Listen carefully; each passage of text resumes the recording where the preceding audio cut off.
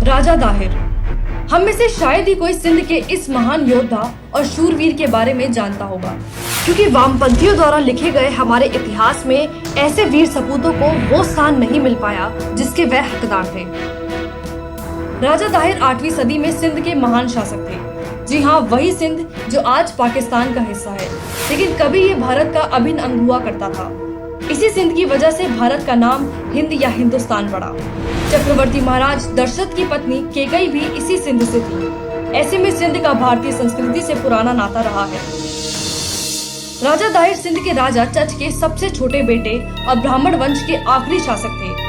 राजा दाहिर ऐसे पहले शासक थे जिन्होंने अपनी मातृभूमि की आन बान और शान की खातिर अरब आक्रांताओं से दुश्मनी मोल ली और युद्ध भूमि में उनको घुटने टेकने पर मजबूर कर दिया।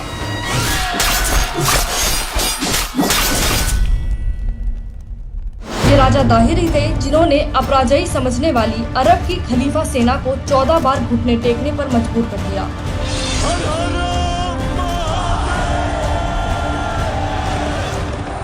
लेकिन 15वें युद्ध में देवल बंदरगाह के सूबेदार ज्ञानबुद्ध की गद्दारी के चलते राजा दाहिर को 17 साल के मोहम्मद बिन कासिम के हाथों हार का मुंह देखना पड़ा। सूबेदार ज्ञानबुद्ध ने रात में विश्राम कर रहे सैनिकों के शिविरों में खलीफा की सेना को प्रवेश करा दिया, जिन्होंने युद्ध नियमों की धज्जियां उड़ाते हुए सोए सैनिकों पर धावा बोल दिया और उनका नरसंहार शुरू कर दिया।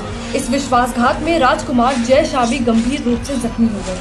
ये खबर सिंध की राजधानी अलौर में बैठे राजा दाहिर को मिली और उन्होंने युद्ध भूमि के लिए कूच कर दिया।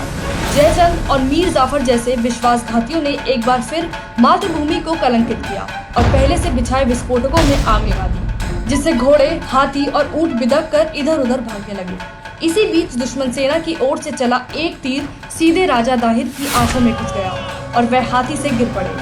युद्ध भूमि में जख्मी शेर की तरह गिरे राजा दाहिर पर अरबी सेना ने भेड़ियों की तरह हमला कर दिया। शेर की तरह लड़ते हुए राजा दाहिर वीर गति को प्राप्त हुए। इस युद्ध का असर लेकिन सदियों बाद तक भारत पर पड़ा।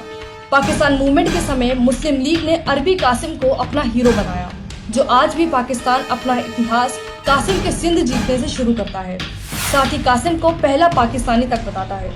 डॉक्टर अंबेडकर अपनी किताब पाकिस्तान में लिखते हैं, युद्ध जीतने के बाद मोहम्मद बिन कासिम ने राजा दाहिर के कटे हुए सर के साथ हज्जाज को एक पत्र भेजा था, जिसमें लिखा था, राजा दाहिर के भतीजे और योद्धाओं और प्रमुख अधिकारियों को ठिकाने लगा दिया गया है और मूर्ति पूजकों को या तो इस्लाम में दीक्षित कर दिया गया है, अन्यथा उन्हें तबाह कर दिया गया है। मंदिरों के स्थान पर मस्जिदें बना दी गई हैं। इस पत्र के जवाब में हज्जाज ने कासिम को लिखा, मूर्ति पूजकों से कोई रियायत ना बरती जाए। तुम्हें माफ करने के लिए तुरंत तैयार नहीं होना चाहिए, क्योंकि इससे तुम्हारा काम और बढ़ जाएगा। किसी को भी ना बख्शो। कासिम तो पाकिस्तान के कट्टरपंथी तबके का हीरो बन गया, लेकिन जिस राजा दाहिर ने भारत को 14 बार अरबी लुटेरों से बचाया, उनका नाम तक वामपंथी इतिहासकारों ने किताबों से गायब कर दिया। बाबर, लोधी और औरंगजेब जैसे लुटेरों और हत्यारों के नामों पर महलों और सड़कों के नाम रखने वाली भारत की सेक्युलर सरकारों ने एक गली तक का नाम राजा दाहिर के नाम पर नहीं रखा। अरब में जन्म और तुर्की के खलीफा के समर्थन में भारत में खिलाफत आंदोलन चलाने वाले मौलाना आजाद और सेक्युलरिज्म के चैंपियन नेहरू द्वारा स्वतंत्र भारत की शिक्षा नीति ऐसी बनाई गई कि अरबों से लोहा लेने वाले हमारे नायकों का नाम तक आज हमें याद नहीं, लेकिन जिन्होंने सदियों इस देश को लूटा और यहाँ नरसंहार किए, उन्हें किताबों में महान बताया जाता है। लेकिन सच को ज्यादा समय छिपाया नहीं जा सकता, इसलिए पाकिस्तान के जो लोग ये मानते हैं कि उनके पूर्वज अरबी नहीं भारतीय थे, वो सिंध प्रांत में राजा दाहिर को सरकारी तौर पर हीरो करार देने की मांग कर रहे हैं। तो वहीं भारत के लोग कांग्रेसी सरकारों के झूठे सेक्युलरिज्म को अब और सहने के मूड में नहीं है।